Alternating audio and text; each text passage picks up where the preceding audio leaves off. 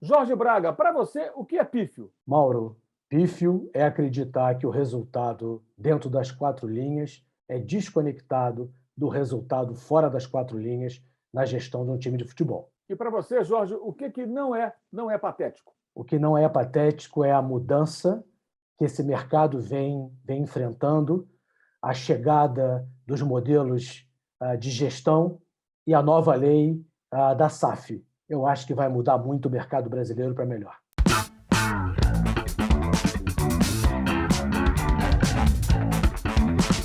Patrocínio Amstel.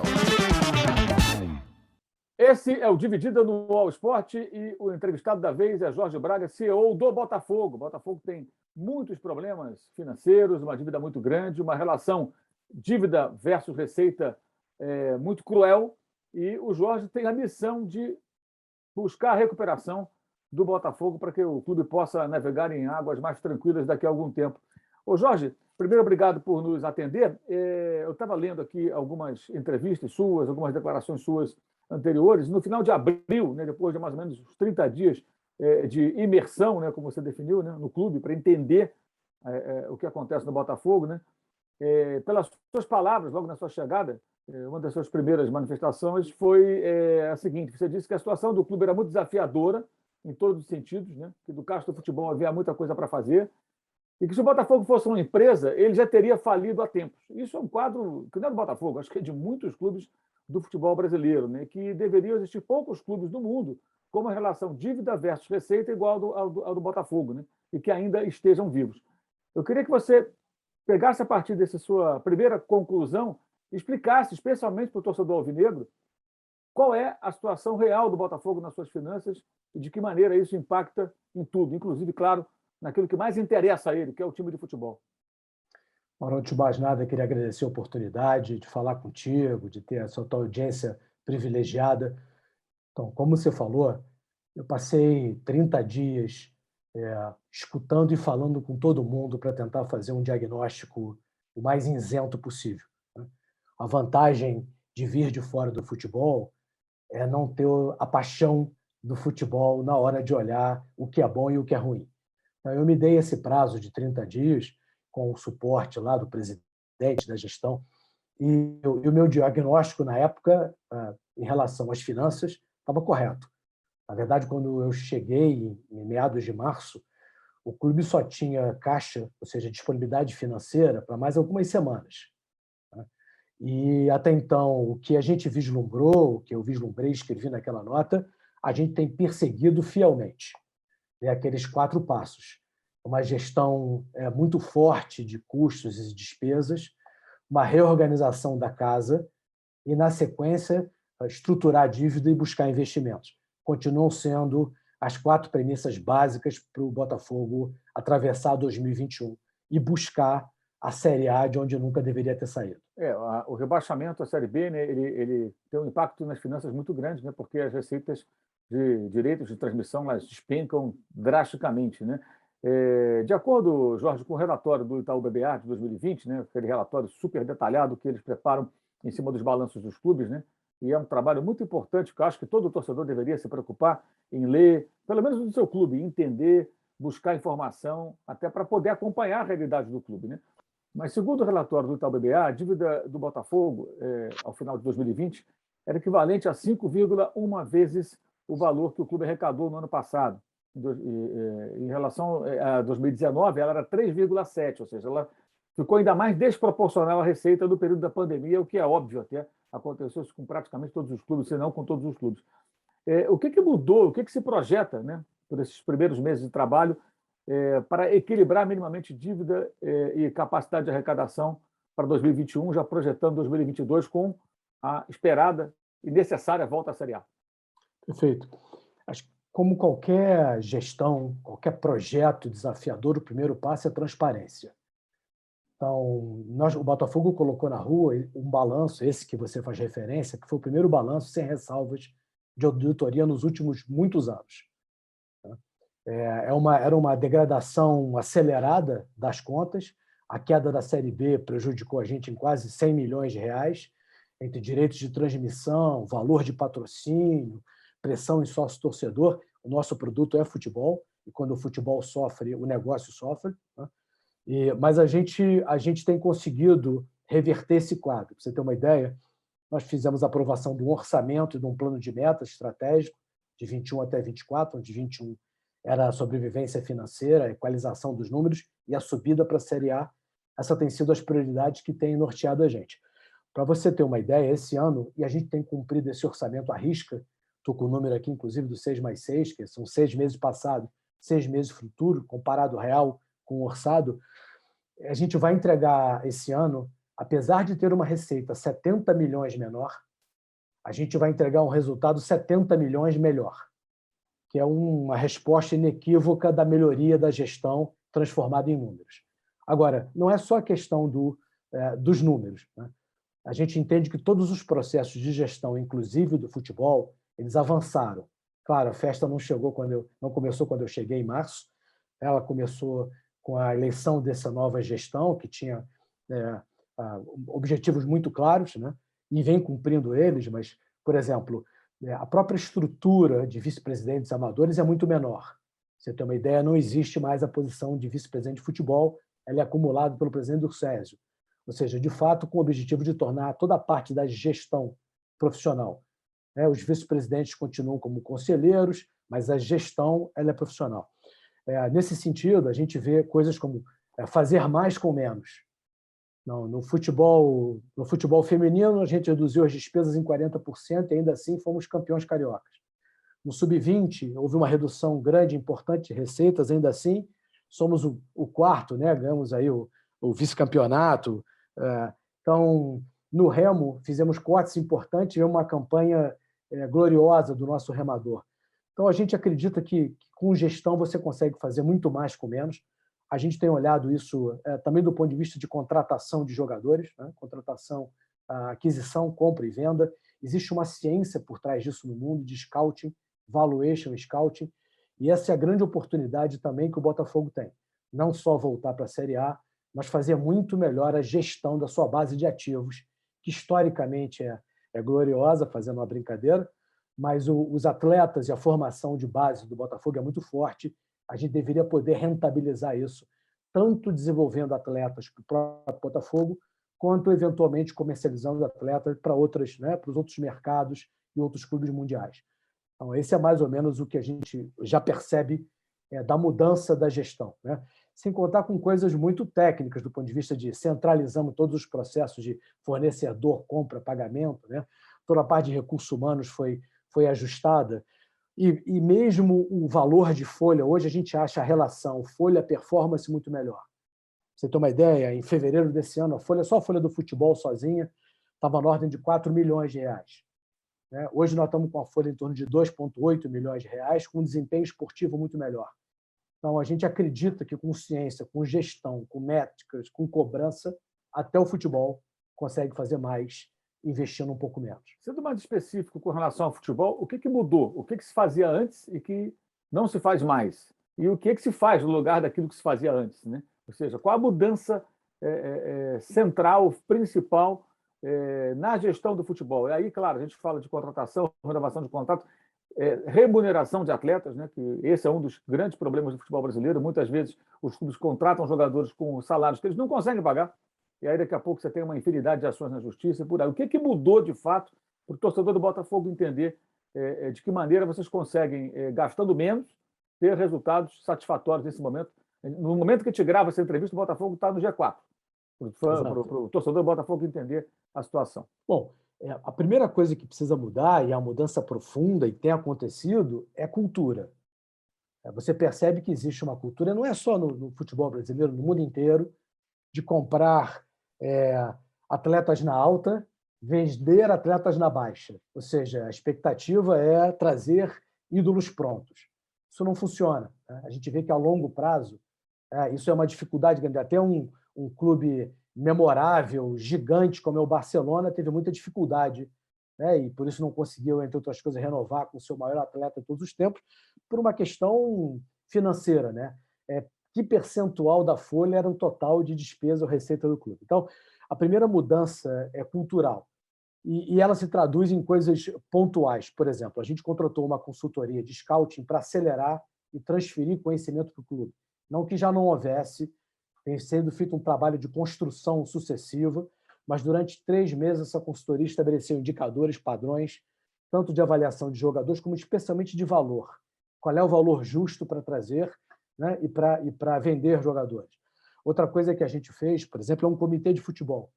Então, hoje, e decisões em grupo elas são mais difíceis, mas a chance de errar é menor.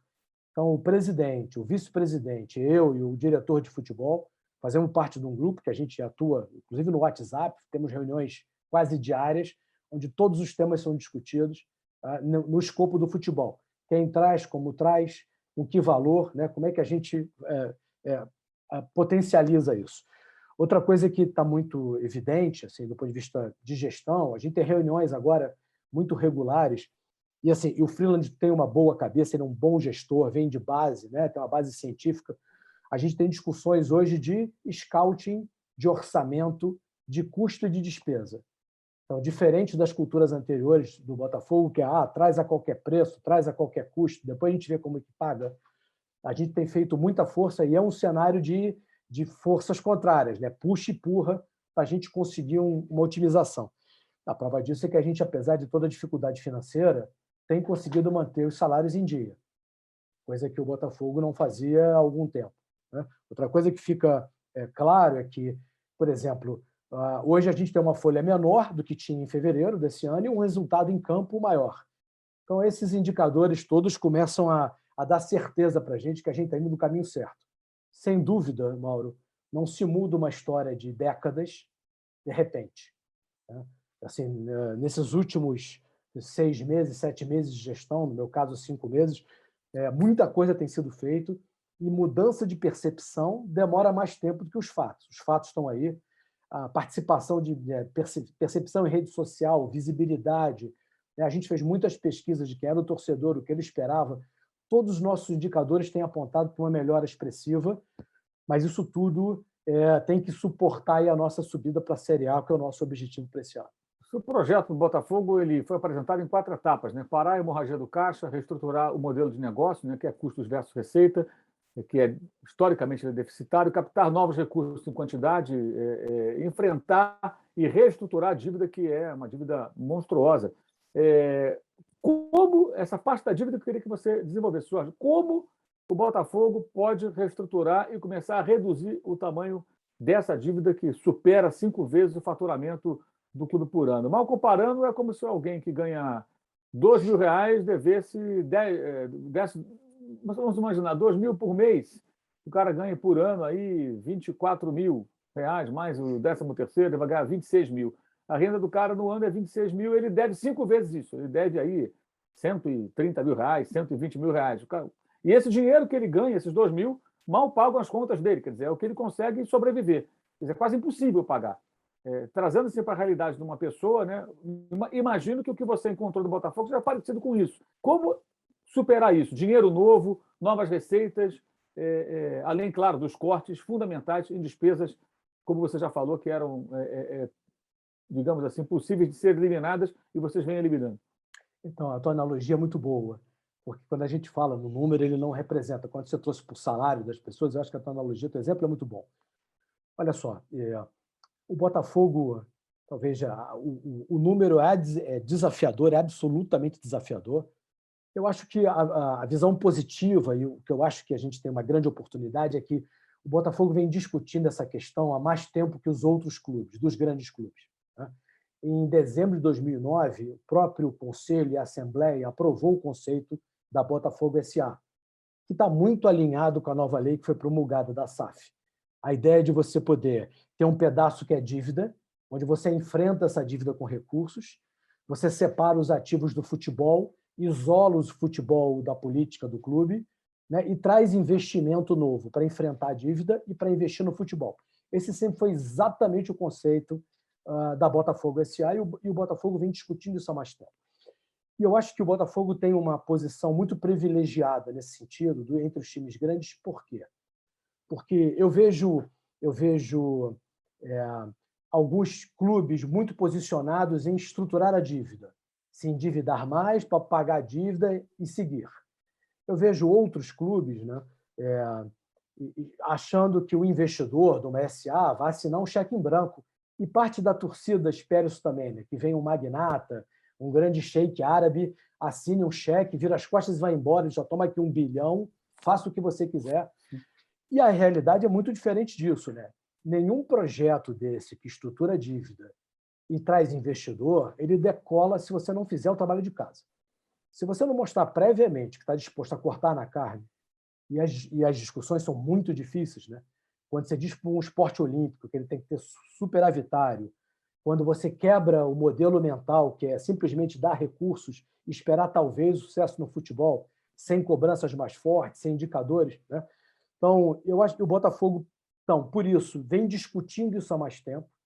Diferentemente de outros grandes clubes, já aprovou um modelo de cessão do futebol do clube tradicional, e essa cessão, inclusive, prevê a venda desses ativos, o controle desses ativos, e entende que são 2 esforços separados. Um é estruturar a dívida e outro é captar investimento.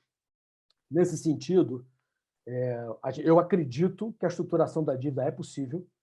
É claro que ela não é fácil, mas ela é possível.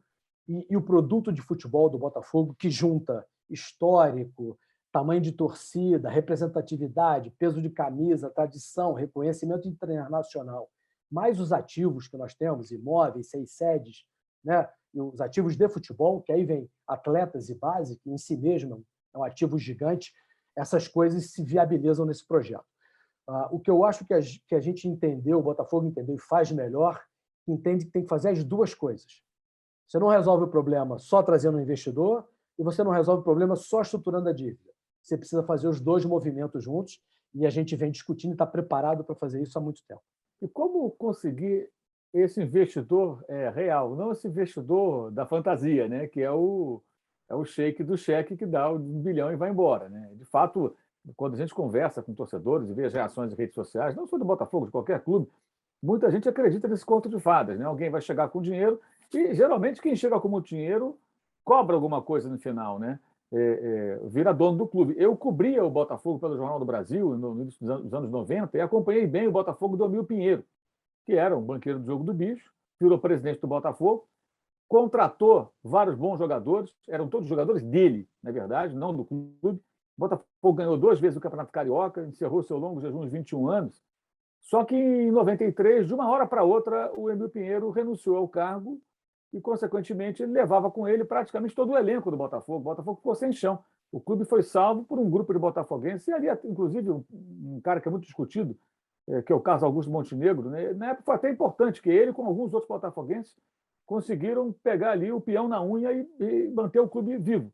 O Mauro Ney Palmeiro foi para a presidência do Botafogo, e o Botafogo foi se reerguendo e tudo mais. Mas dali para frente vários problemas aconteceram, né? Várias gestões equivocadas, a dívida foi se multiplicando e o Botafogo voltou a se ver numa situação muito difícil depois de conseguir suportar o que, na minha visão, foi o momento mais dramático até aquele momento da história do clube, quando o Emil Pinheiro sai e o elenco era dele, a base estava sucateada, o Botafogo não tinha estrutura, Marechal Hermes completamente abandonada, a estrutura que era do próprio Botafogo, e de repente a torcida viu o Botafogo, sumiu o time do Botafogo. Então, eu faço essa lembrança dessa passagem histórica, né? É justamente por isso, né? O Emil Pinheiro foi meio que esse sheik do cheque no passado. E o preço foi caro, né? Teve conquistas, momentos de alegria, o clube foi até uma final de Campeonato Brasileiro também, mas depois veio uma fase bem complexa e que alguns botafoguenses conseguiram salvar o clube. Como trazer, então, um investidor que não seja esse investidor da fantasia ou que cria dependência, que é o mecenas, né? O mecenas cria dependência. Ele te dá tudo, mas amanhã ele vai embora ou ele vira dono do clube, né? O clube vira refém de um homem ou de algumas pessoas. Como, Jorge, que o Botafogo pode conseguir esses investidores dentro desse momento, né? Com esse quadro que a gente conhece da dívida e tudo mais? Por que alguém investiria no Botafogo? O que você diria para quem está acompanhando a entrevista agora e pensa, eu tenho dinheiro, eu posso investir no Botafogo. Por que eu vou fazer isso? Eu acho, como eu te falei, primeiro, você não consegue trazer um investidor sério, estruturado, internacional, mesmo nacional, né, que faça conta. Ele quer um retorno, não é simplesmente um movimento de paixão, né? Como você falou, esse movimento traz ele não é sustentável, né? Ele traz um problema um pouco mais na frente. e essa quantidade de dinheiro no mundo tem terminado, esse tipo de investidor, para trazer um investidor profissional, o primeiro passo é demonstrar que você consegue controlar o time, né, como uma empresa. Independente se você é uma SA ou não, mas se você tem governança, se você tem transparência, se você faz uma gestão profissional dos seus ativos. Né? Segundo, acho que é o time no grande conceito. Né? Quem são os gestores, quais são as pessoas que estão lá, qual é a proposta, né? Qual é a tua tese de investimento.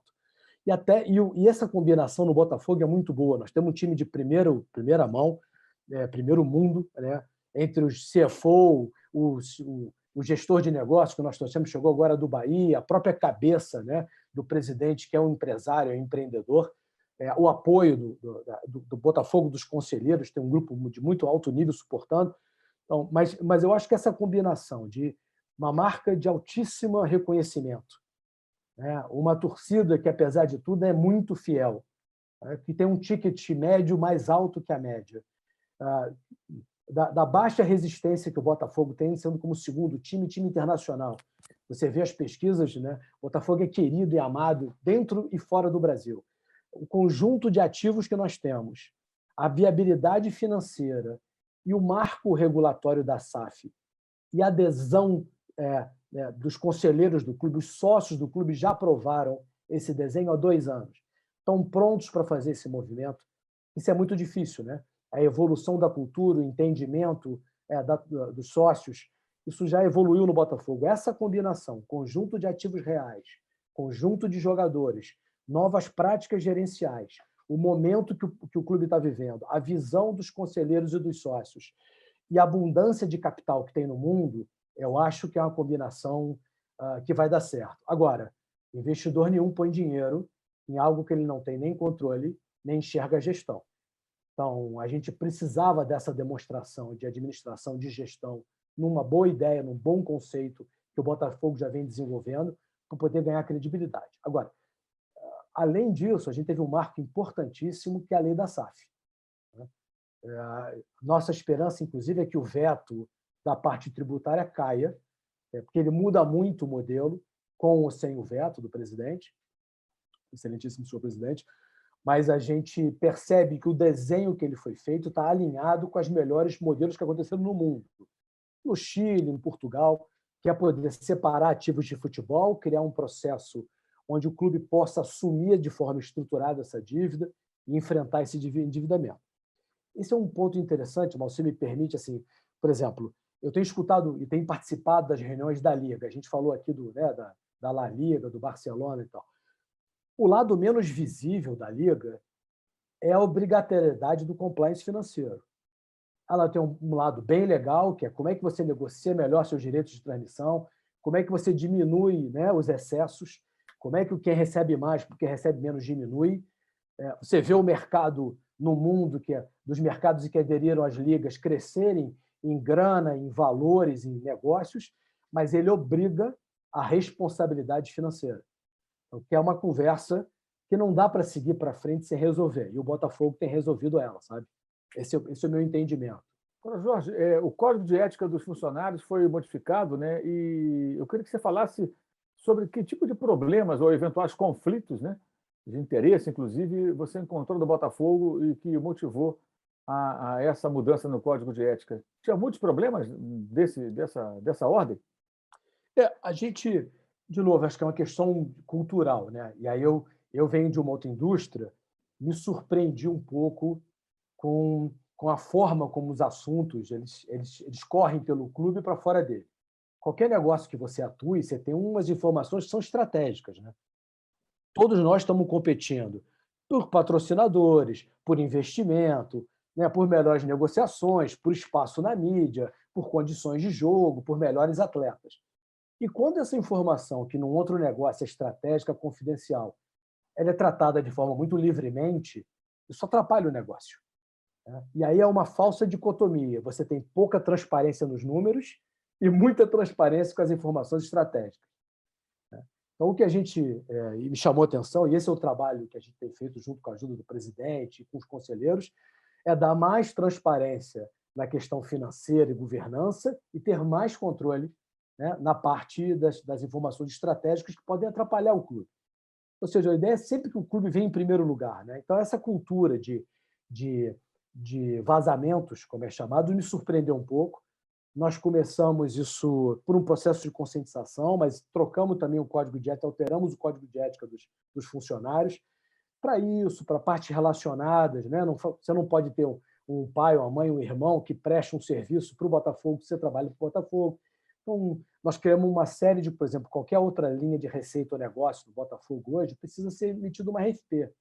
A gente vai a público, vai a mercado, diz o que vai contratar, o que precisa, quais são as condições, quais são os pesos para o vencedor, e isso é tratado de forma muito transparente no clube. Então, da mesma forma, eu acho que o rigor com as informações estratégicas, com parte relacionada, que é uma mudança de cultura mesmo. A gente, entre outras coisas, como reduzir a quantidade de níveis hierárquicos, garantir cargos e salários, avaliação de desempenho que não existia. Então, é toda uma transformação silenciosa aí, embaixo do iceberg, que não é visível, mas que eu acho que está ajudando a gente a tomar o caminho certo. Quando vocês analisaram os contratos, fornecedores, prestadores de serviço, colaboradores, quais os exemplos assim que mais chamaram a atenção de vocês, do ponto de vista negativo, as coisas que vocês estão banindo, para ilustrar? É possível citar alguma situação que tenha surpreendido ou até chocado? Como é possível isso aqui? Vamos acabar com isso. Dá para ilustrar contando alguma passagem desse tipo? Olha, evitando aqui particularizações, eu vou até Sim. falar um pouco disso e tal, mas nós revisamos mais de 100 contratos. E todos os contratos com valor muito significativo, né? Nenhum deles passou sem sofrer algum tipo de alteração, interferência, melhoria, a nossa percepção de que podia ser transformado. Vou te dar um exemplo pontual que é público, né? Nós temos uma dificuldade, uma cadeia, tínhamos um ciclo vicioso entre material esportivo, volume de material esportivo, disponibilidade no ponto de venda, gestão dos canais de venda. Olha, nós temos hoje 2 concessionários que sequer tinham um contrato com o Botafogo, que a relação de venda, do canal de venda, era muito conflituosa, por responsabilidade também do Botafogo, de não cobrar, de não deixar as coisas claras, né? De pactuar essa receita. Então, se você não tem controle do seu canal de venda, se você não consegue que ele garanta peças, disponibilidade, volume no ponto de venda, você vende menos. Se você vende menos, o contrato que você tem com com a marca, de material esportivo, ele nunca é maximizado, você nunca consegue atingir os mínimos. Se você não consegue atingir os mínimos, essa relação não é boa para ninguém. Então, a gente veio quebrando cada uma desses elos, né? Trocamos os fornecedores.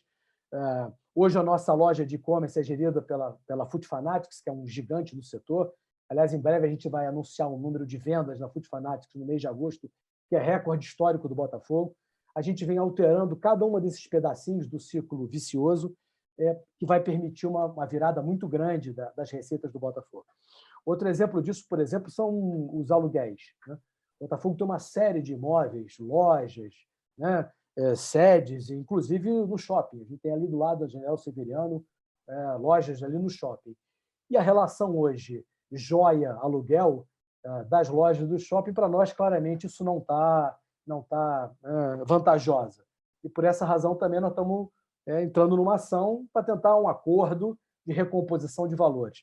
Então, os exemplos são muito, Mauro. E, como diz o meu time, não tem uma bola que entre no gol direto. Bate tudo na trave. E nós estamos aqui no segundo pau para botar para dentro, literalmente. O estádio Newton Santos, né, também conhecido como Engenhão, ele gera ainda um prejuízo para o Botafogo? Era um prejuízo diário de R$20 mil, algo em torno disso. E o que está sendo feito para que esse prejuízo se transforme em lucro, digamos assim? Essa é outra bola na trave. Tem várias bolas na trave, né? Por exemplo, o estádio ele tem uma importância enorme para a torcida e claramente ele pode ser melhor rentabilizado, como fazem os grandes clubes no mundo, né? Seja para o match day, para o dia da partida, mais tempo antes, mais tempo depois, novas receitas associadas, como outra destinação, shows, eventos e tal, né? O que a gente precisa? Mas, para isso, você precisa ter alguém que possa fazer um investimento e o retorno do investimento tenha algum prazo para se pagar. A concessão que a gente tem no Newton Santos só tem mais de 10 anos. Então, 10 anos é um prazo pequeno para os grandes investidores que pedem 20, 30, 40 anos para fazer coisas como name rights, né? Investir dezenas de milhões em infraestrutura, para poder dar tempo do dinheiro retornar. Então, a primeira dificuldade que a gente tem, que a gente está trabalhando, é a extensão desse prazo. O segundo é, como tudo mais no Botafogo, tem uma dívida associada. E no caso do estádio, ele está separado numa empresa separada, que é a Companhia Botafogo, que tem uma dívida relevante, que nós estamos trabalhando para sanear, estruturar, porque você não consegue isolar essa dívida, o investidor diz, eu não posso investir em algo com uma dívida desse tamanho. Então, nós estamos quanto é essa dívida, Jorge? Esse é público de balanço. 49 milhões de reais é a dívida da Companhia Botafogo, que detém a concessão do Newton Santos. Então, você entende que o investidor começa de menos 50, isso é uma dificuldade grande para fazer essa rentabilização. Mas nós estamos bem avançados do ponto de vista de equacionamento tanto da dívida, quanto negociando com a prefeitura ampliação do escopo e prazo do estádio. A gente está muito otimista, acho que o Newton Santos vai dar muita alegria para a gente aí nos próximos anos. O Bebeto de Freitas, já falecido, ex-presidente do Botafogo, ele tinha um projeto, até uma certa vez conversamos longamente, ele nos apresentou, que era de tentativa de transformar o complexo do estádio em um complexo também de entretenimento, até porque existem galpões ali, aí envolve a rede ferroviária, né?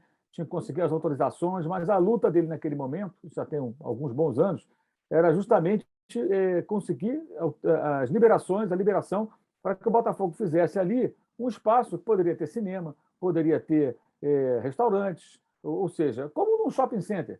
E aí toda aquela comunidade daquela região, que abrange Meier também, outros bairros muito populosos, e que tem uma população até com um bom, razoável poder aquisitivo, parte da população da região ali na zona norte do Rio de Janeiro, passasse a ir ao Engenhão, não só porque tem jogo de futebol, mas você vai ali para ir ao cinema, você vai ali para jantar, você vai ali para jogar boliche, você vai ali para um parque de diversões de criança, enfim. Só que isso nunca saiu, né? Então o espaço é enorme, inclusive dentro do estádio, do estádio, né? Existem áreas imensas.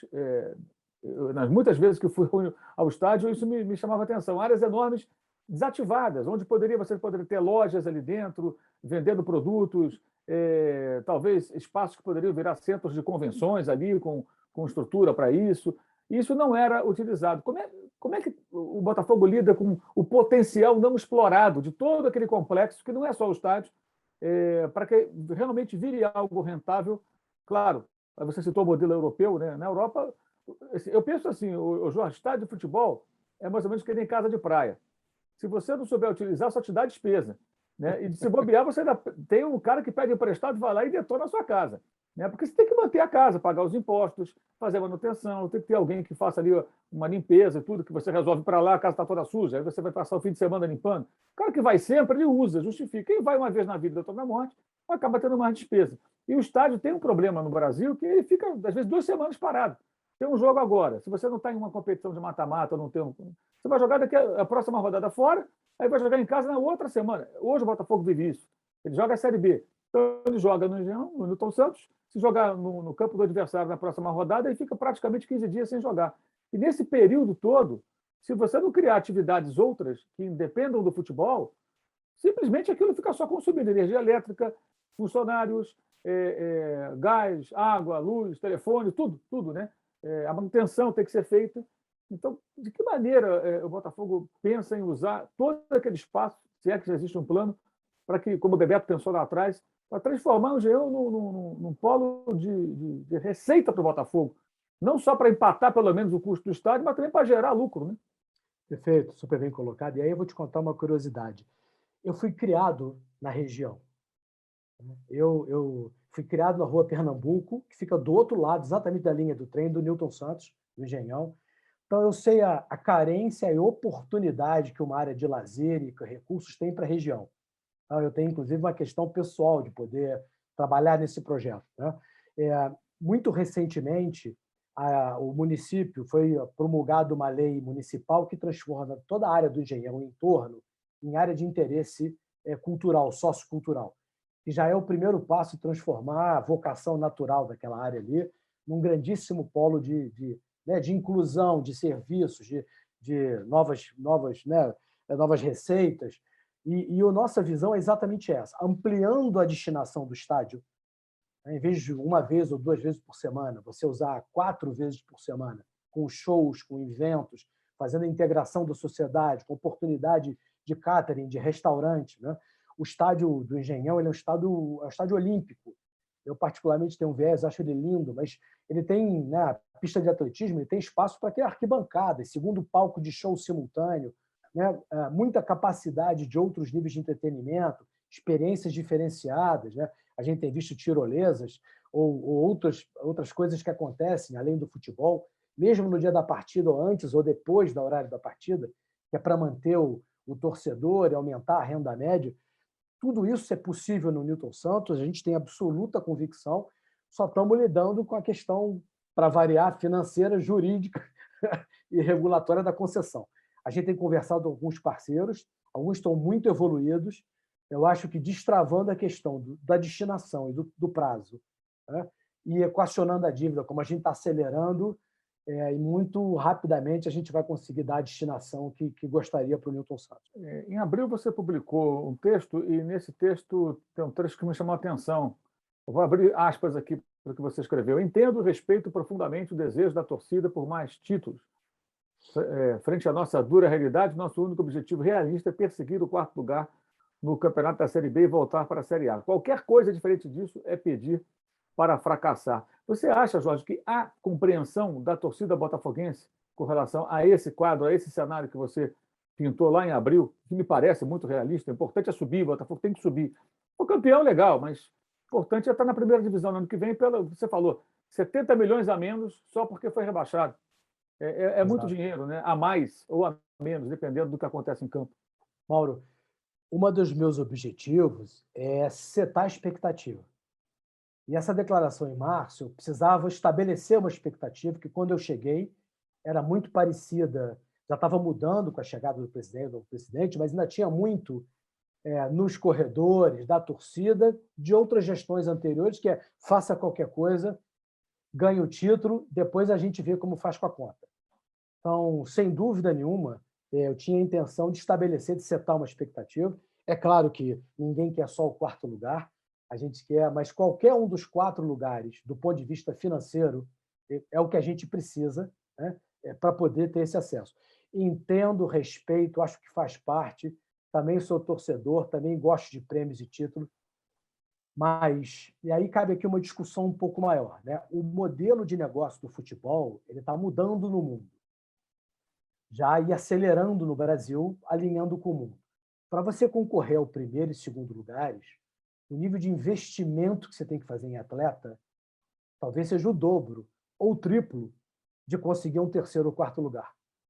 Então, você vê, por exemplo, tanto na Série B quanto na Série A, hoje, do Campeonato Brasileiro, os times que disputam o 1º e 2º lugar têm folhas 3 vezes maior do que disputam o 6º ou 8º. Então, existe um modelo de negócio que é altamente alavancado, muito pouco eficiente para quem briga pelo 1º e 2º lugar, exceto se tiver uma concentração de receitas de transmissão muito grande. Então, a gente tem acompanhado isso no mundo inteiro, não tem certo ou não tem errado, mas tem o que é viável para o Botafogo. Então, todo dia a gente briga para ser campeão, mas fazendo conta friamente, o investimento que você tem que fazer em atleta para chegar no 1º lugar, ele não é ligeiramente maior que o 2º, ele é muitas vezes maior que o 2º, 3º ou 4º lugar. Então, para o ano que vem, o nosso objetivo é subir com responsabilidade. E aí, conseguindo voltar para a Série A, que são 70 milhões, talvez um pouco mais 100, que vem junto, né? O patrocínio que destrava o valor adequado, o sócio-torcedor que aumenta de tamanho, né? Licenciamentos que aumentam muito o valor. Então, subindo em 2022 na Série A, aí sim a gente consegue botar a casa em ordem e voltar a fazer investimentos conscientes para brigar por títulos. Então, quando eu escrevi aqui em abril, era exatamente estabelecendo expectativas. A nossa expectativa é sobreviver a 2021 e conseguir o acesso, qualquer que seja a colocação. Não faz muito tempo, isso foi mais ou menos 2016, 2017, os presidentes do Flamengo e Botafogo ficavam ali se engalfinhando. E teve períodos que o Maracanã ficou fechado, o Flamengo foi jogar, em 2016 principalmente, o Flamengo jogava em Cariacica, jogava em outros estados, e aí o Flamengo fez um investimento num estádio da Portuguesa, criou lá uma estrutura para poder jogar lá na Ilha do Governador. Durante um período foi assim. E, ao mesmo tempo, né, o Newton Santos, o Engenhão, ele era utilizado só nos jogos do Botafogo, né? E eu ficava impressionado e perguntava a pessoas do Botafogo e pessoas do Flamengo por que os clubes não fazem um acordo e o Flamengo não joga lá e vai gerar receita para o Botafogo. Né? Vai gerar receita porque vai ter um percentual da arrecadação, como aluguel do estádio, pelo menos será do Botafogo. O Botafogo pode negociar que parte da receita de estacionamento ou dos bares será dele. O Botafogo tinha fato queijo na mão, o Flamengo precisava de um lugar para jogar. Né? E o Flamengo brigava até pelas primeiras posições do Campeonato Brasileiro, então estava motivado. E por conta de uma briga que envolve um jogador que briga na justiça com o Botafogo há anos, que é o William Arão, simplesmente os presidentes não chegavam a um acordo. Aquela, para mim, Jorge, foi uma das maiores demonstrações de amadorismo que dirigentes de futebol demonstraram nos últimos tempos, apresentaram, porque era ruim para todo mundo. O Flamengo gastou um dinheirão num estádio que durou pouco tempo e o Botafogo deixou de ganhar uma boa grana alugando o estádio para o rival. Eu entendo que o torcedor veja, não, é o rival, não vamos ceder estádio nenhum, que jogue na Aterro, que jogue na praia, onde quiser. O torcedor pensar assim, perfeito, é normal. Ele não está preocupado com a gestão. Mas o presidente de um clube, ele não pode pensar, acho eu, não pode pensar dessa maneira. Eu te pergunto tudo pelo seguinte, se hoje o Botafogo tivesse a possibilidade de ter o Fluminense ou o Flamengo, ou até o Vasco, de repente faz uma reforma em São Januário, tem ali uma situação que não pode jogar em seu campo, o Botafogo, como o Botafogo veria voltar a receber no Engenhão os seus rivais cariocas? Como aconteceu, por exemplo, num período longo, há 10 anos. O Fluminense foi campeão brasileiro dentro do Engenhão. O Flamengo jogava no Engenhão várias partidas que ele era mandante, Libertadores, inclusive. Os clássicos eram todos no Engenhão, com 2 torcidas. E isso durou um bom tempo e foi justamente quando o estádio, que nem era Newton Santos na época, depois a mudança de nome foi efetuada, aliás, uma mudança muito feliz, né? Muito mais sentido homenagear o Newton Santos do que quem era homenageado antes, que nem merece homenagem, na minha opinião. Mas o fato é que o Botafogo, ali foi quando conseguiu ter um superávit com o estádio. Eu te pergunto isso porque foi algo que me chamou muito a atenção. Como é que você vê essa questão de a rivalidade de torcedor impedir que um clube ganhe dinheiro com o estádio que ele possui e o outro vai gastar dinheiro com outro estádio quando poderia jogar ali se as pessoas conseguissem conversar de uma maneira mais profissional? Olha, eu acho que você botou o dedo na questão fundamental, que é assim, né? E a gente precisa contrabalançar um pouco a paixão com a razão. Né? Não há negócio nenhum que sobreviva sendo só paixão. E se for só razão, é muito chato. Né? Também não tem Não é propósito. futebol. Não é futebol, não seria futebol. Então, eu acho que a minha participação, inclusive, no Botafogo é isso. Eu faço um contrapeso, né? Pesos e contrapesos, no sentido de poder ter discussões que envolvam números. Mas aí também tem um ponto que é o seguinte. Quando você está falando só de conceito, é uma coisa. Quando você consegue mostrar em números a diferença que aquele conceito faz, né, acho que as decisões ficam mais técnicas. E é por isso que eu tenho tentado, nessa gestão, e com apoio, né, do presidente, dos conselheiros e tal, ter discussões cada vez mais com explicações técnicas, para que eles possam tomar a melhor decisão possível. Cara, a gente cedeu, tirando esse período, que é um período de maior cuidado, eu entendo, tem questões maiores, né, de jogar no estádio do que só a questão da rentabilização, mas nós cedemos aí o estádio para a Conmebol, né? Foi um pedido da CBF e tal. Financeiramente, para nós, foi bom. Nós recebemos em torno de R$1 milhão entre despesas que foram pagas por eles, entre melhorias que foram feitas. Evidentemente, o campo que está lá não é o campo que a gente quer, mas algum tipo de melhoria foi feito, né? E ainda assim, esse fato, olha, não foi para um time contrário, foi para a Conmebol, né, para estimular o campeonato no Brasil e tal. A torcida e mesmo parte da gestão ficou dividida. Então, eu acho que é um processo natural de decisões mais bem fundamentadas. Nesse caso, a gente mostrou o número, mostrou as vantagens, mostrou para que iria, para como iria. A gente tem uma preocupação grande com saúde, né? O Newton Santos, aí, o Botafogo foi o primeiro a fazer o protocolo do estádio seguro, do ponto de vista de PCR, teste de PCR, isolamento, distanciamento em cadeiras. Então, mas, de novo, acho que é um processo de evolução cultural. Nem tanta paixão, nem só razão. Jorge Braga, qual a dividida que um gestor de futebol não pode perder, especialmente o gestor do Botafogo? Não pode acreditar que futebol é um negócio totalmente diferente. Não, as regras fundamentais de gestão, indicadores, conseguir resultados sob pressão, retorno de investimento se aplicam para o futebol, sim, assim como os grandes clubes do mundo têm conseguido grande sucesso aplicando melhor gestão no futebol. Esse foi Jorge Braga, CEO do Botafogo, conversando com a gente no Dividida. Ele que tem uma missão tremenda, que é recolocar o Botafogo nos trilhos, né? E fazer com que o Botafogo, além de jogadores em campo, tem que devolver o time à Série A. O Jorge tem a missão de colocar a casa mais em ordem para que o Botafogo possa ter fôlego e condições financeiras de montar equipes compatíveis com a sua história e que deixem a sua torcida novamente satisfeita e orgulhosa. Jorge, muito obrigado pela entrevista, boa sorte para você, parabéns aí pela coragem, não é qualquer um que encara esse desafio, não só no Botafogo, não, mas em vários e vários clubes do futebol brasileiro, trabalhando de forma realista no universo que a gente tem aí vários exemplos, né, de clubes que se complicaram bastante e outros que parecem que continuam vivendo a fantasia como se nada tivesse acontecido com seus rivais, né, que vivem aí momentos muito difíceis, né? A gente fala de vários clubes, o caso do Cruzeiro, acho que é o mais impactante, um clube que sai de títulos brasileiros, né? Campeonato Nacional, Copa do Brasil, e de repente ele se vê despencando para a segunda divisão, não conseguindo subir e permanecendo na segunda divisão, e num grande escândalo, né? Que acabou desnudando todos os problemas que o clube enfrentava. O que acontece com o Cruzeiro, acho que é para fazer com que qualquer um lute para não escorregar nessa direção. Claro, não precisa nem ser com os requintes terríveis da crise cruzeirense, mas qualquer coisa minimamente parecida é muito preocupante. Então, muita sorte para você nesse desafio, que a gente sabe que não é fácil, e muito obrigado mais uma vez pela entrevista. Muito obrigado, da mesma forma. Um grande abraço a você e a sua audiência. Prazer e uma honra. Esse foi Jorge Braga, CEO do Botafogo, no Dividida, no All Sport. Até a próxima. Valeu, saudações.